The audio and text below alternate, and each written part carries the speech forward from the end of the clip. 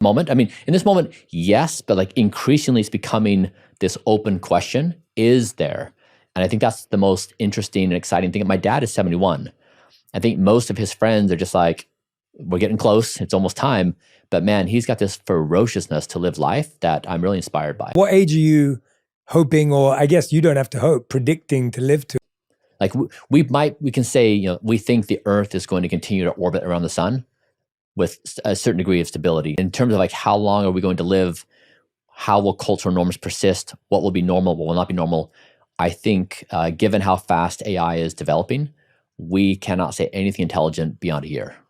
Right, but your physical self, you still feel that? Yeah, I mean, I think that like if you look at some of the best AI companies, like Dario from Anthropic the other day wrote this blog post where he's imagining, and I agree with him, that it's possible we make 100 years worth of progress in the next 5 years.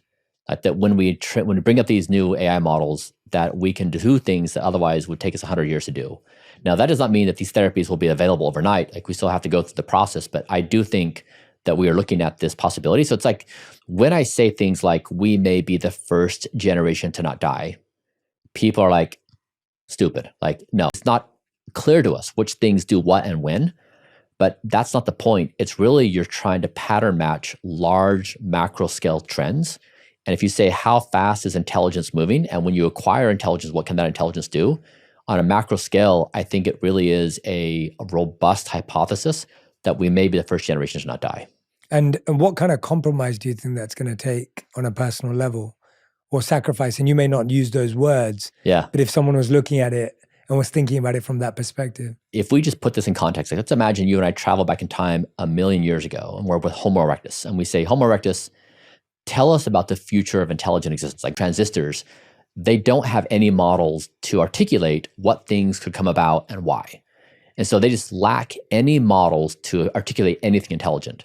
And so I wonder in this moment if we are just like Homo erectus, where if you say like, what will the future bring? What will the norms be? What will our proclivities be? What will we want?